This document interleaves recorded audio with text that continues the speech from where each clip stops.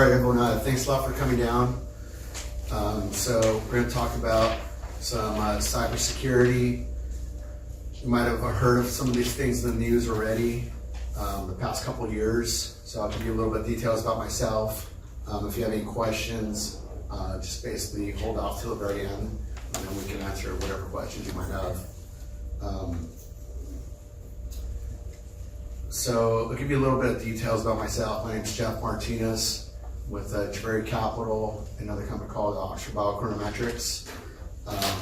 My background came from the U.S. equity capital markets in a very highly electronic way. It was basically a very new electronic executing brokers throughout the world for the U.S. side. From there, I got heavily involved in a cybersecurity company called Oxford Biochronometrics that specializes in user authentication.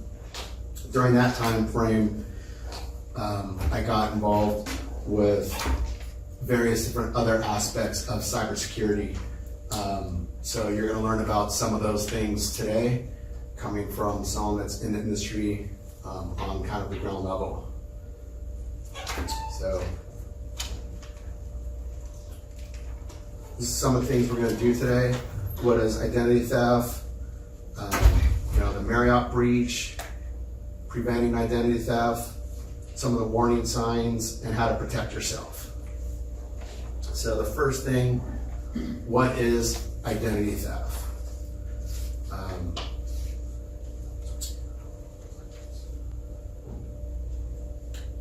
So some of your most valuable assets basically are, people think, their wealth, their retirement, investments, saving for their house, things like that, some of those assets, but they also forget about their identity is actually an asset too. Cyber criminals are out there looking to take that asset for various different reasons. There's a lot of money out there to be made with this stuff, which is why they're involved with it. These are some of the common types of different identity thefts that are out there, from child identity theft, tax identity theft, medical identity theft, senior identity theft. The seniors are high targets right now, especially during tax season. There's various different types of phishing schemes that are going on, telephone calls, things like that. You even have a new thing called synthetic identity theft, which is a mixture of a newborn or a young child's identity with an older person, mixing and creating a whole new identity. So these are some of the things, these are the most common types of thefts. So the Marriott data breach, which happened a few months ago, are you guys familiar with the breach that happened a few months ago with the Marriott data breach? No. Okay, so some people aren't. Basically, the Marriott breach was basically attackers hitting them, breaching about 500 million user accounts, user guests. Like their Starwood holding points, things like that, getting their name, passwords, some even credit cards too. In the dark markets, these are actually worth money, and other fraudsters use it for various different things, and I'll kind of go through that too later on.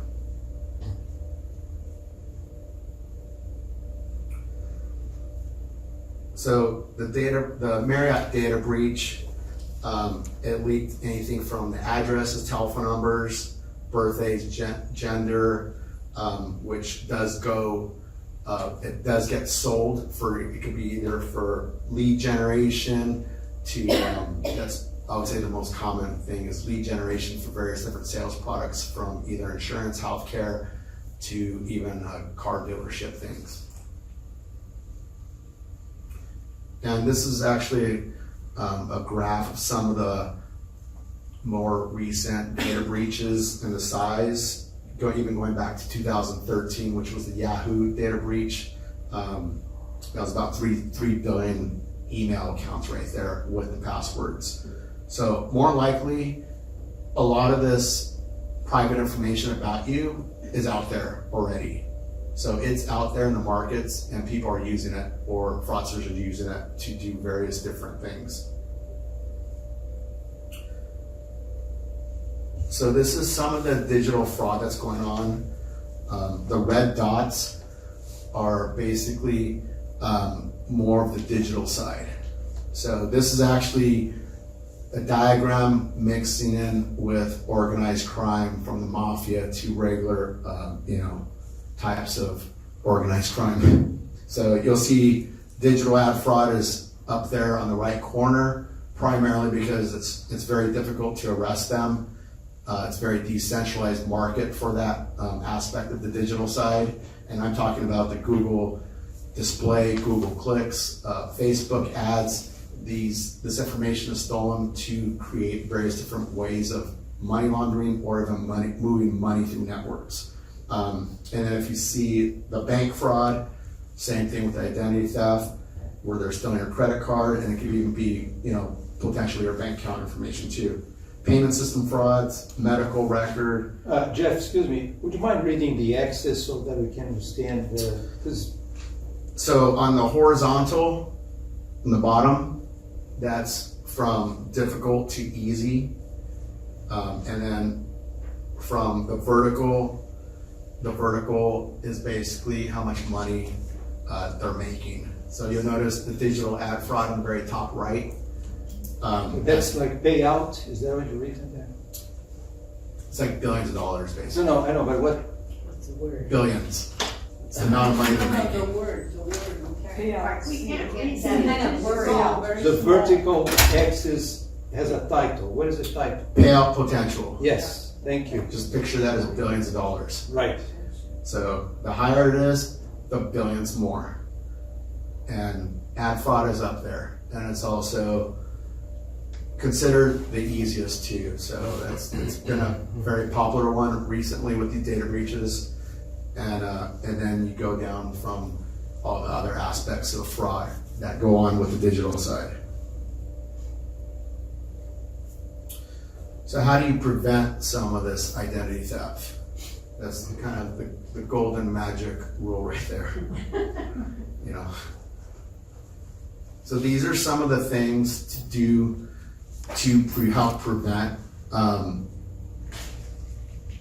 necessarily your identity being stolen, but some of that information is already stolen already, but also just preventing, some type of fraud against you. So I kind of highlighted some of the most important things. There's several things on here, but I'm just going to go over the highlights.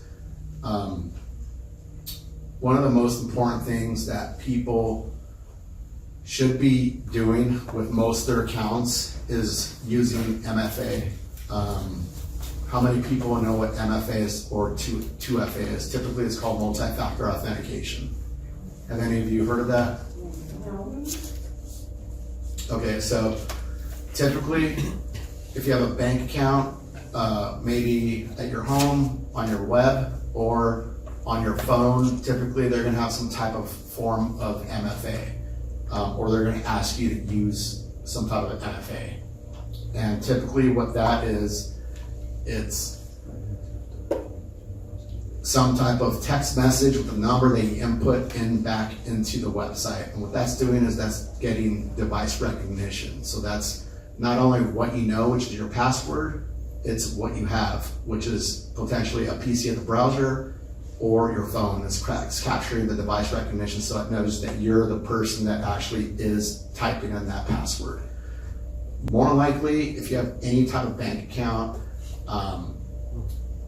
any type of financial, if you're doing anything with Dropbox, any type of cloud storage, you're probably going to be wanting to use some type of MFA or 2FA.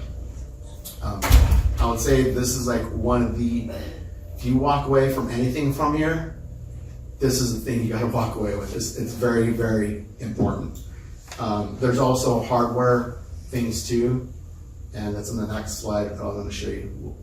I didn't catch the second one. You said MFA and what? MFA or 2FA. 2FA meaning 2 steps, right? Instead of Correct. multiple steps, multiple authentication, factor authentication, only 2, right?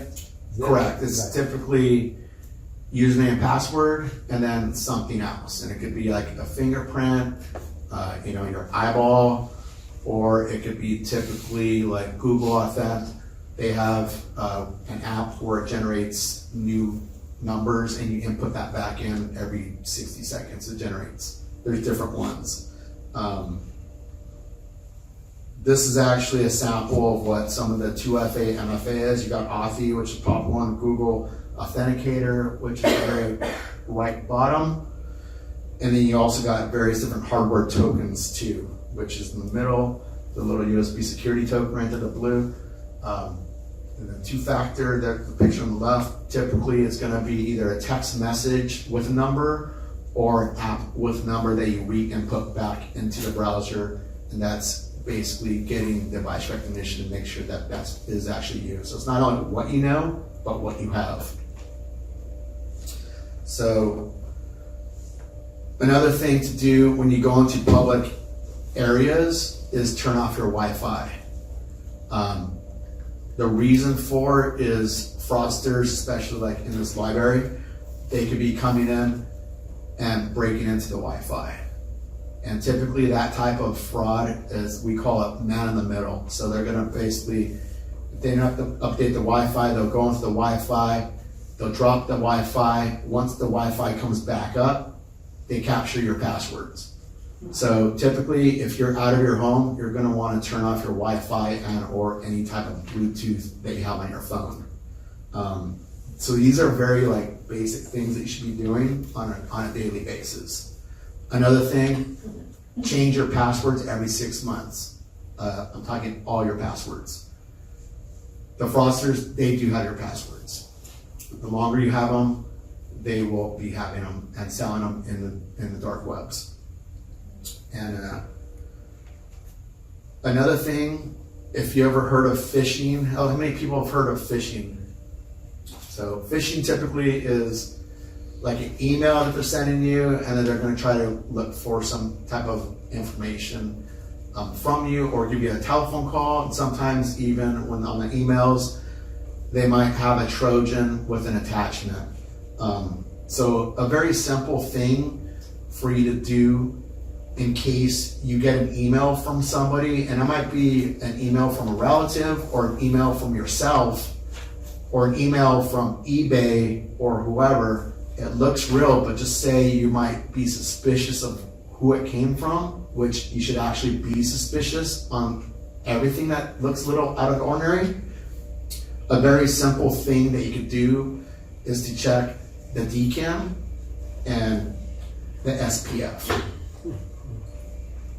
And that's gonna be within the email header. And right here is an example of what it looks like.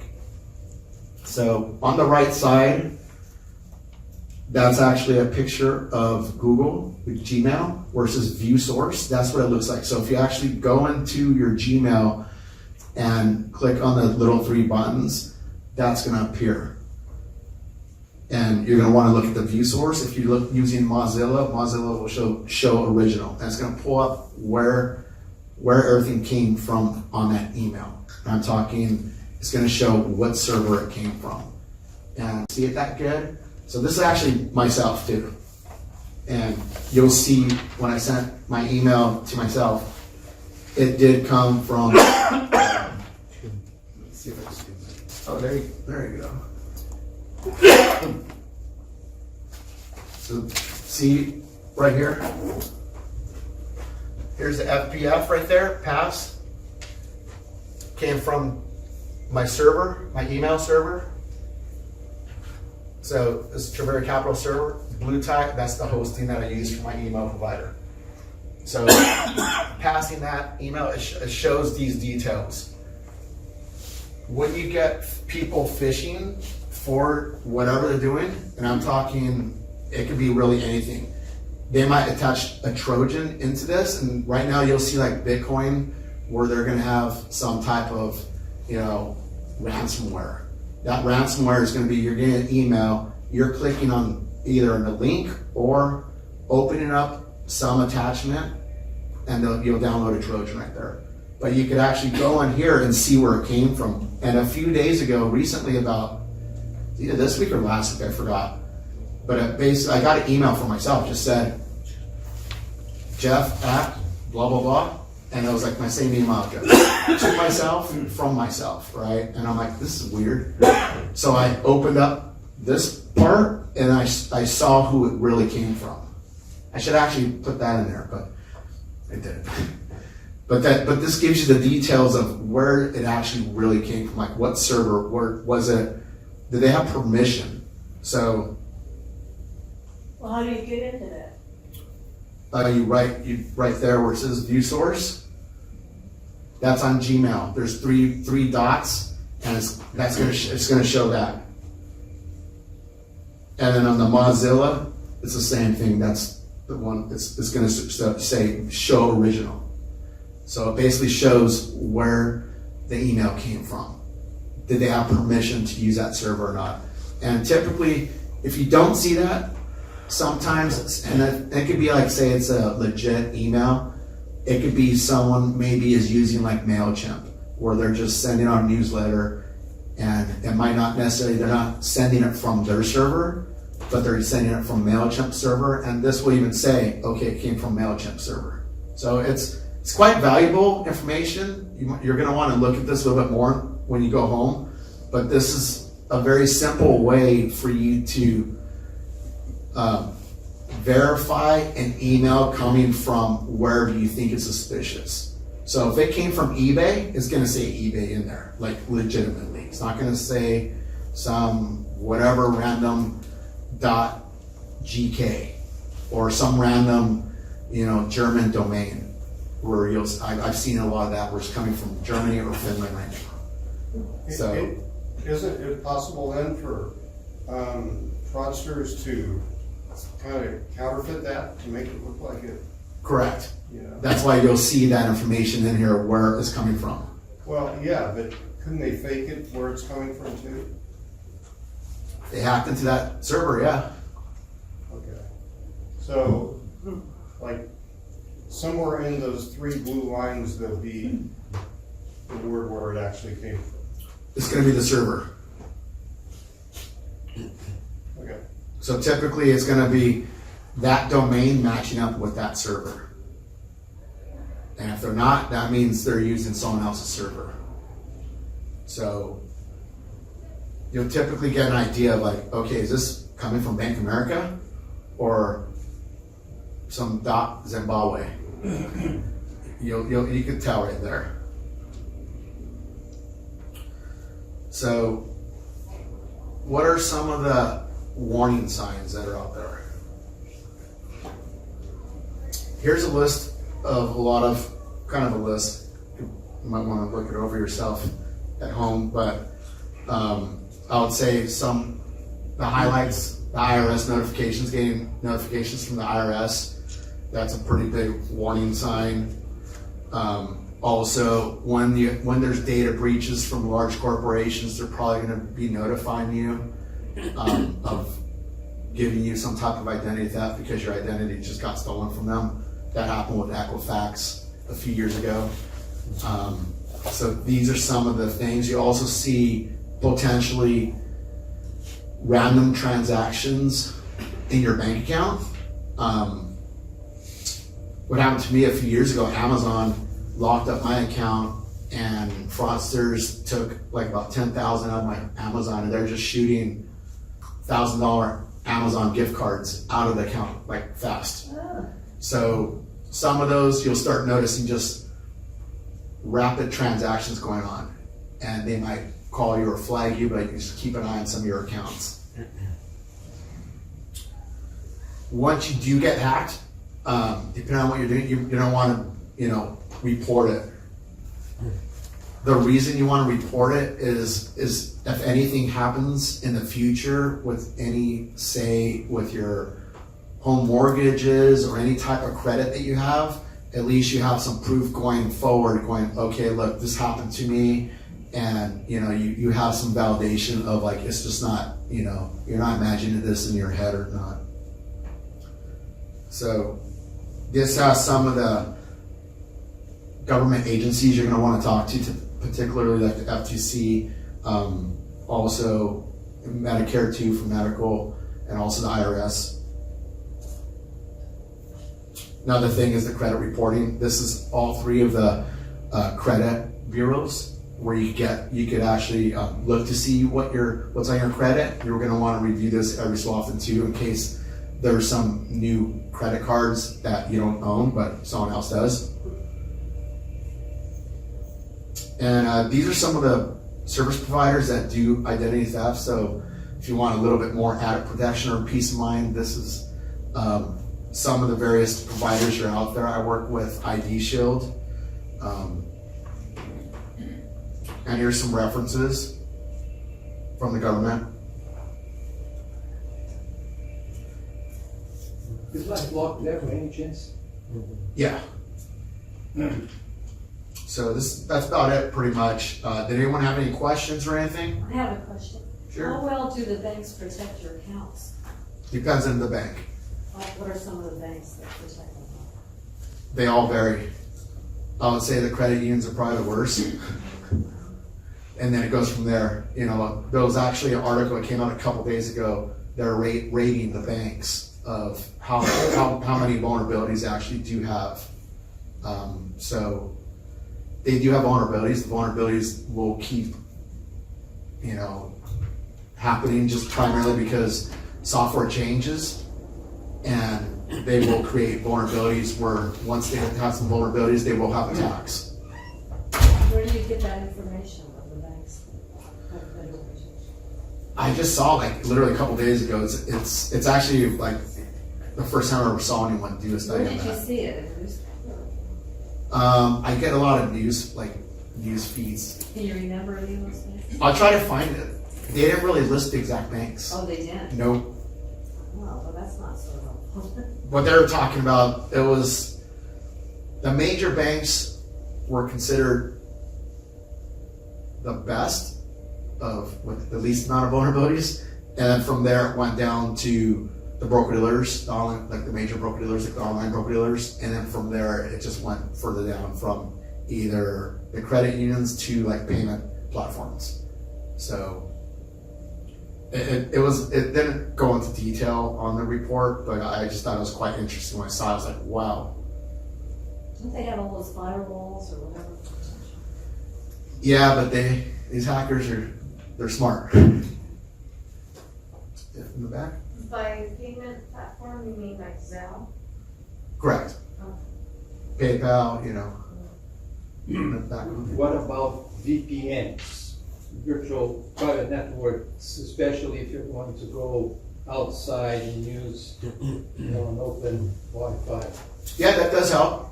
That hides your IP, but when there's vulnerabilities, they can still get in. It's a way, I would say, for preventing Google figuring out your information, your metadata, such as your geoside or, cookie stuffing. But it doesn't protect you from, people getting to your computer? Nope, if you go to the website, click on some website has some malware on it, and you're gonna get attacked. In the back corner? Yeah, about last week, I got something, I've been using library computers for years and that type of thing, internet cafe computers. I don't have my own computer, and I've never been, once I had my password stolen, and for my Hotmail, and somebody was sending out things in my name, I called LifeLock and all that, they said, well, just sign back in and change your passwords, so, and after that happened, it worked fine. But I got something for the first time last week that said, congratulations, you have really good taste. We caught you on your computer looking at porn, and here's your password to show that it actually is you. So they have your password. So they got my password from somewhere for something. I have a lot of different passwords, but I knew it wasn't accurate because I don't have my own computer and I don't go on porn sites. So they said they had a video of me looking at porn. So I knew it was inaccurate. So what I did is I deleted the the password that they said I had, and I forwarded it to the LA City Attorney and the LA County DA and to the Attorney General in California. And under the heading identity theft, telling him what happened, here's a copy of the thing, and that's what I did. Now, I haven't heard back from any of those people, but is that a wise thing to do if you get something like that? Yeah, typically, that's a pretty common one. Typically, they might have an attachment on there or some link that you're gonna click on, and that's how the attack happens. And then that's where they'll do some type of ransom. That's where the SPF and the DKIM come in, because you could actually check that, that email of like, where did it really come from? 'Cause it might be, some legit domain or some legit email, so that's. Yeah, but is it a good idea to report to? Yeah, it's always good to report them. Just let them know, hey, it's going on. Just don't sit there doing anything all day. Who do you report it to? We have an example here, right? Mm-hmm. But who do we report it to typically? Well, typically it would be the FCC and FTC, because it's basically coming to wire fry. But everyone else is still. It's good to send it to everyone else. What was the other one? I'm sorry, FCC and, FCC and FTC. yeah, okay. In the back. I just wanted to say that I got a similar letter where they first told me, this is you, this is your password, asking for money or something like that, I can't remember. But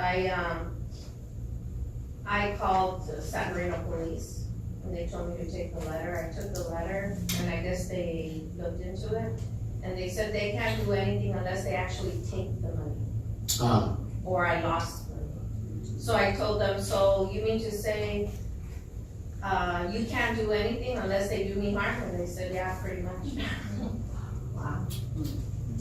Yeah, and it's like, I sent it to the city attorney, the county attorney, and the California state attorney, but I didn't hear anything back from it yet. It's been like about a week now. So no verification letter saying thank you, et cetera, et cetera. Yeah, they probably are getting lots of these type of complaints. But in general, it is the FTC and the FCC, because it is going over electronic means. So, it could be they didn't rip off money from you, but now you're going into spam. You can also notify your email provider. That happened to me. Correct. I let them know, and they helped me a lot with that. My question is, if you have a choice, what is the safest way to pay your bills? You can write a check, you can have money taken out of your account, you can do a credit card, all of them take all of those. And I guess there are other ways, PayPal, but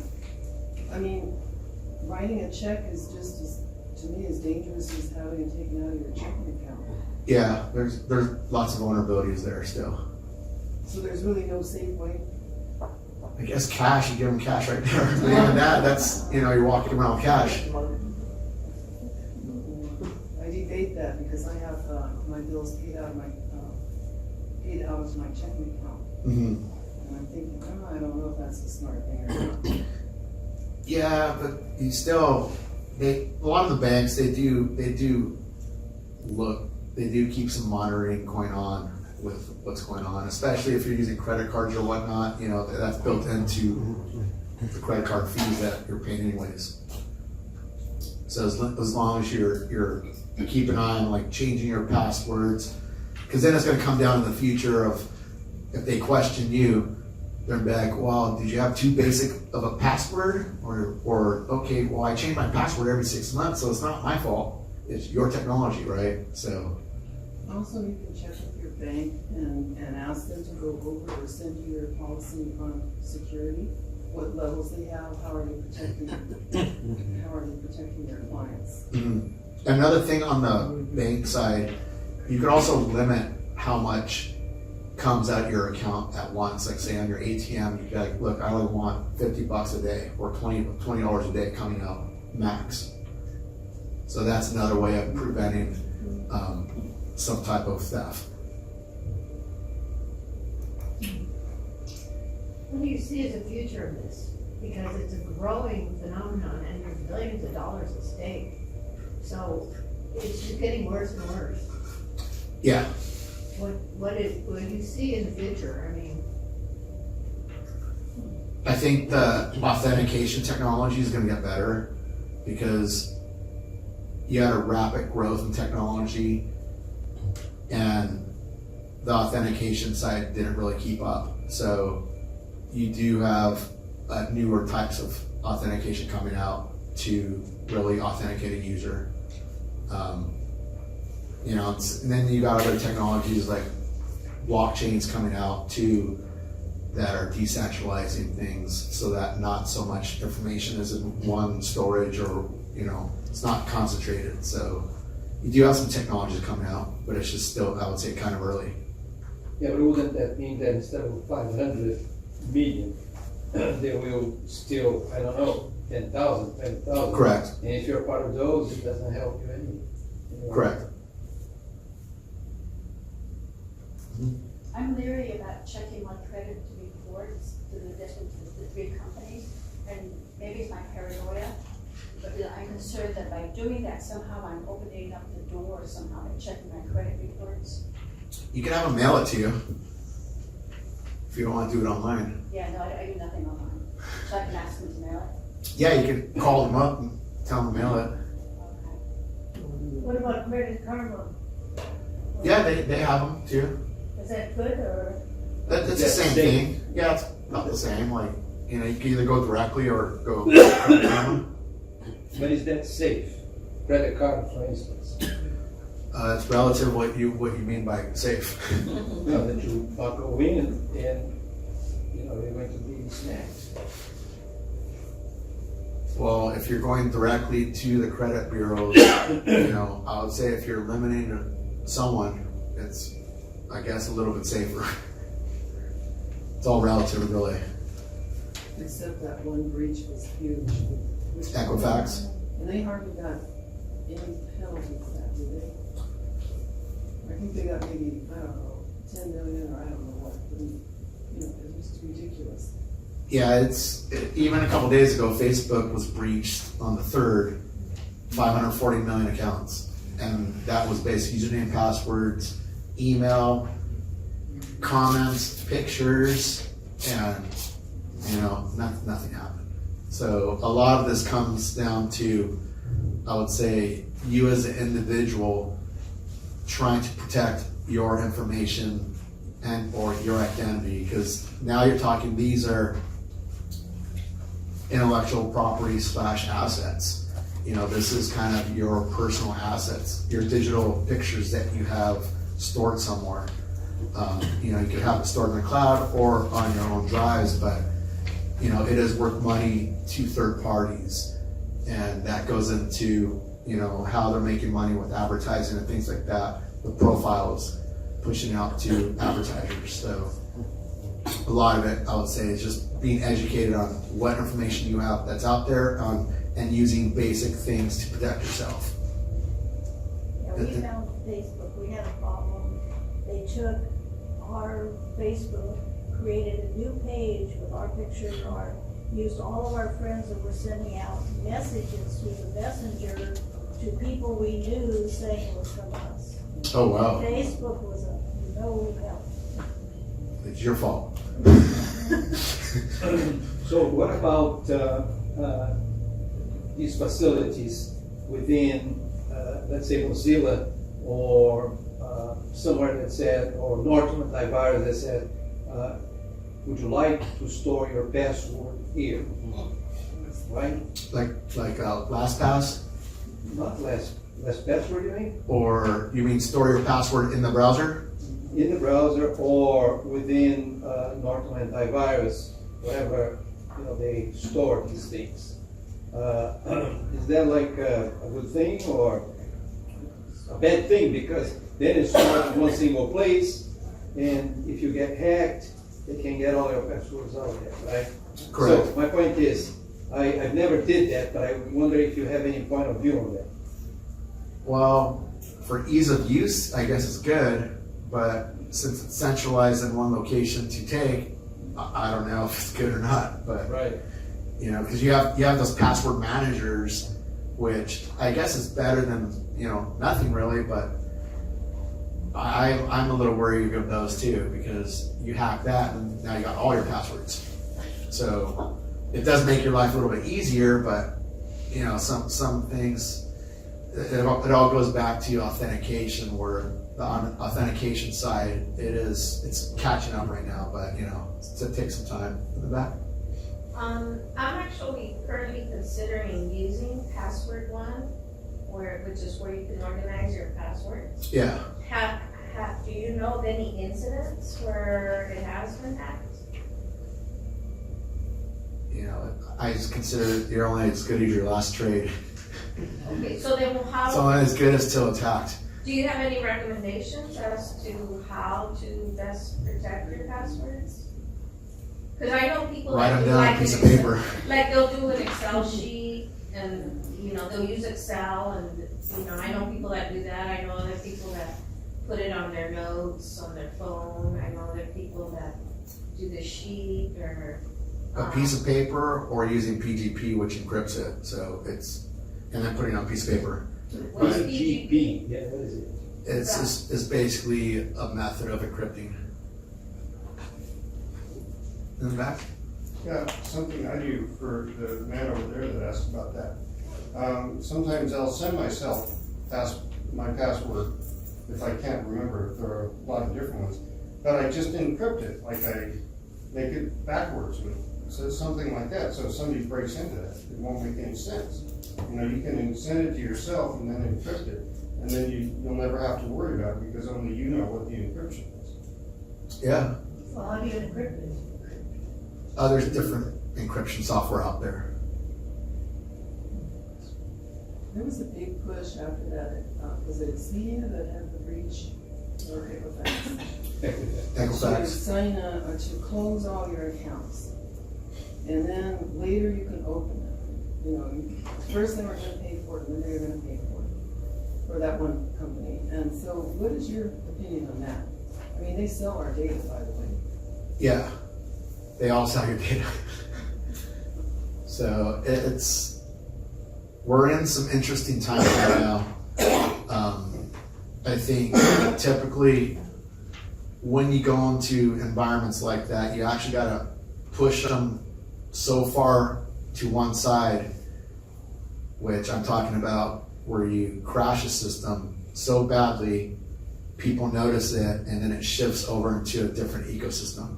So that's what we're kind of seeing right now. And you kind of see that with what's going on with the blockchain and how people are building decentralized social networks, methods of storing your data from the browser, limiting what data is being used out there or not, getting paid for that data. So it's, you know, some of these things might seem bad, but it actually, in the long run, it actually helps create a whole new ecosystem that's kind of developing right now.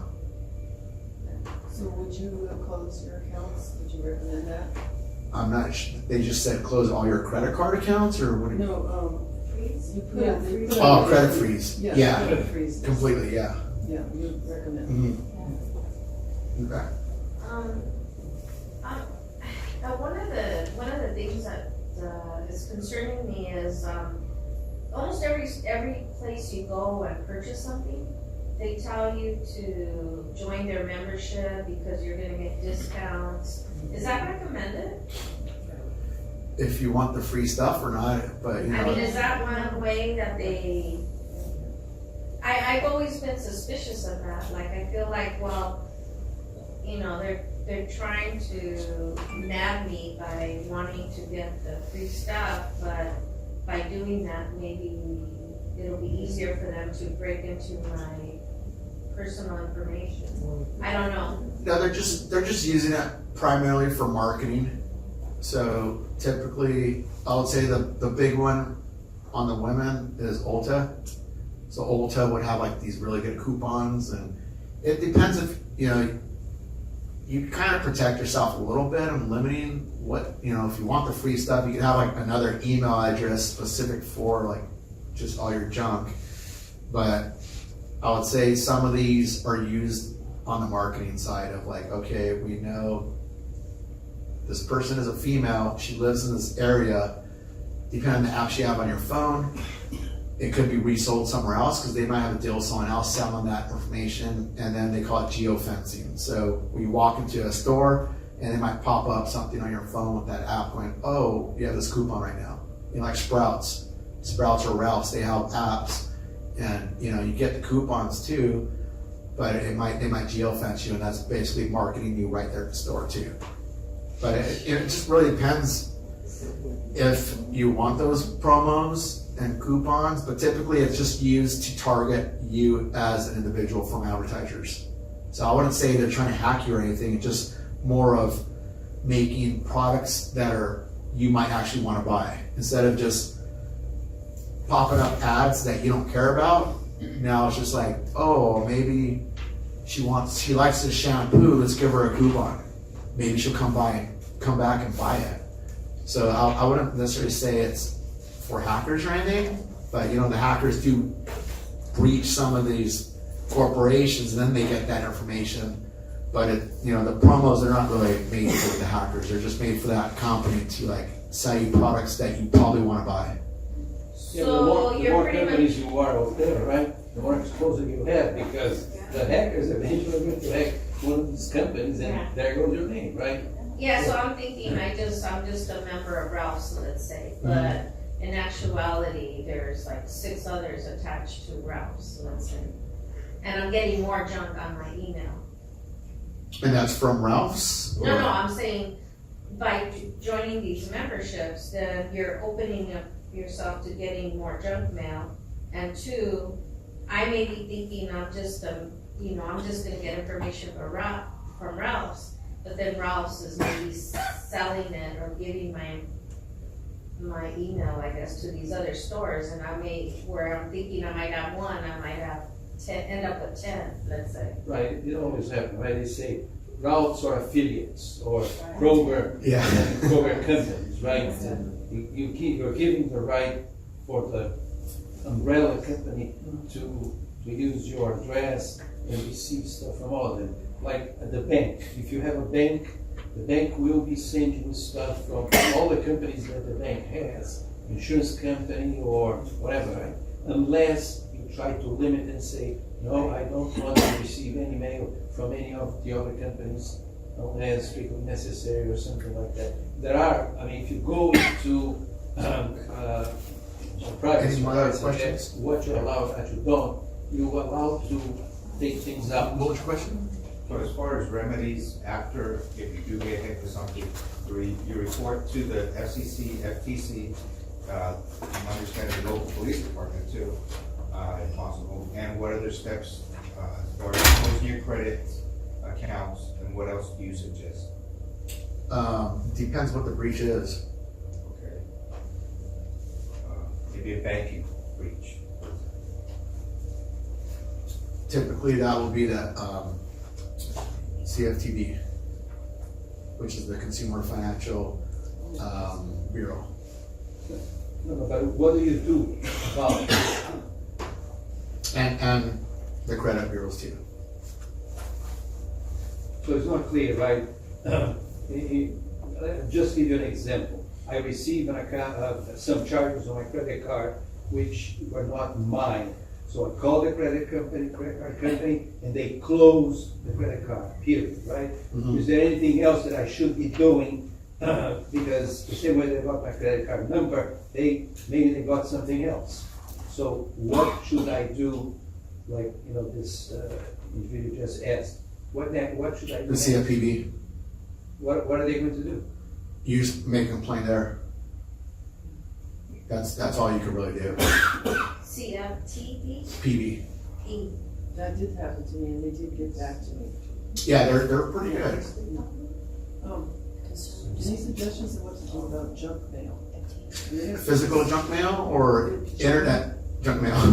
It comes with your mail, it's like coming, 15 emails an hour. Is it truly junk mail or just, they're, depending on who your email is, sometimes they have like abundance of spam. So I just press that. So then it just lets them know, And when everyone does that, then eventually they just they go into the junk file. Well, I think mine is set up for certain things to go into junk Mhm. by the provider, but it's just a massive amount. It's just unbelievable. Yeah, you just press the button and then also just email them too, your provider, whoever it is. Okay, that's good, thank you. But we're gonna have to close it up pretty soon because they're gonna kick us out. So what was your question? On the same note for that, not necessarily old school style, house phones, not cell phones. Person like my aunt has had the same number for 30 years. She gets all these sales calls. Would you know how to shut that down inside? You gotta go on the do not call list, but that's one way, but that still won't deter because a lot of times they do spoofing, so they'll spoof numbers, and also if they're offshore, they can't really, the regulators really can't do that much, and they're actually trying to figure that out right now. But that's basically what the TCPA is, which is it's an act that was enacted for robo-dialers.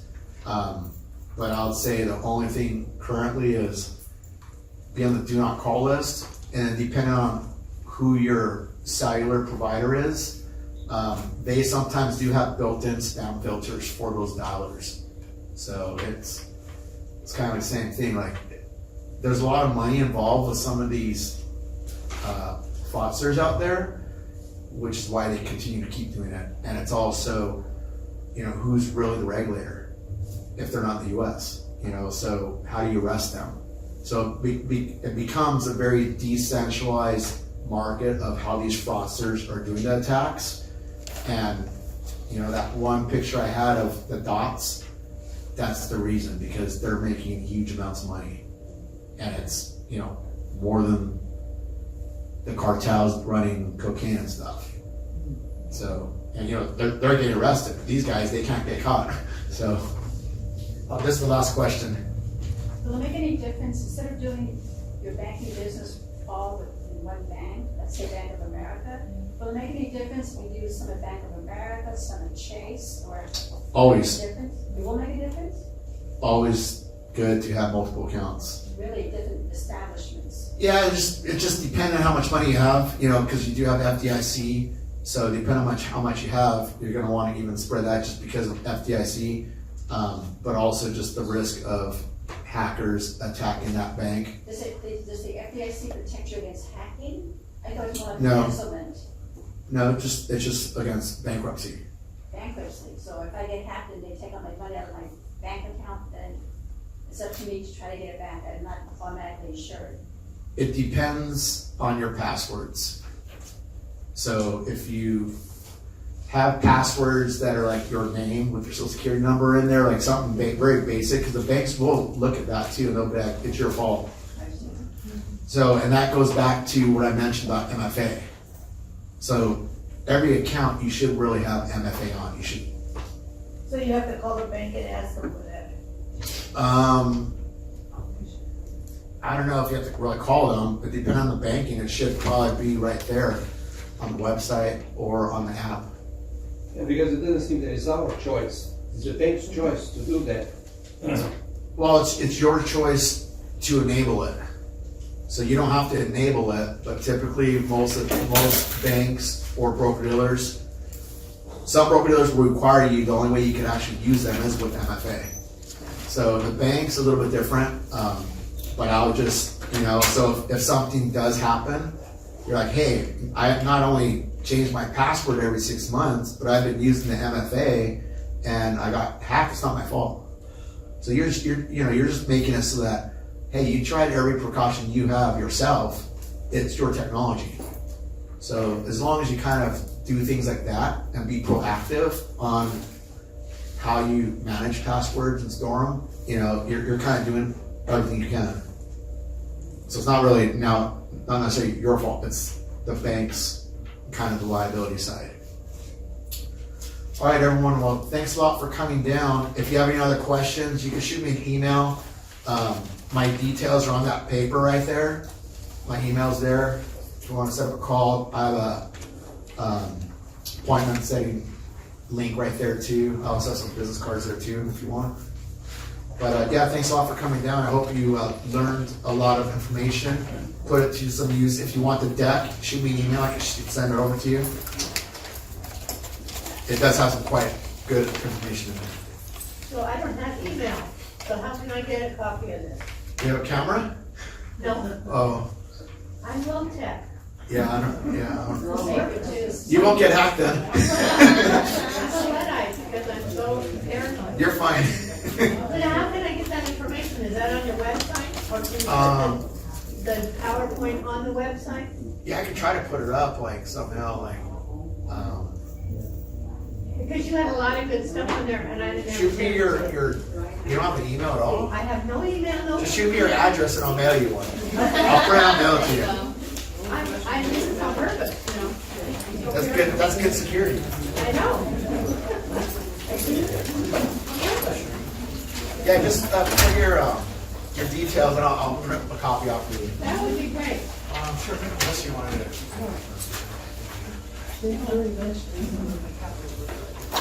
Oh, okay, I know some of the traders there. Yeah, I'm part of Stalin, which is Security Traders Association of Los Angeles. I'm on the board of directors. Yeah. I'm still on the finance side. Pretty heavily. But got into the cyber, it was a lot of fun. Like, yeah, just crazy things.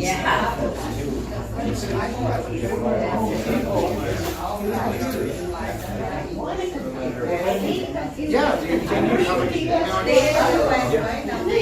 can shoot you a type of back. Or did you fill it out? Yeah, they didn't give me anything, Or write it down right here? They just said unless they take your money. There you go, it's hack proof. The flips are hack proof. Come to my house, thank you. Yeah, you should be emailed. So how do you do it? So it's just saying, I don't open an account and browse. No, it's just straight. Password to this website. It should be an email. So like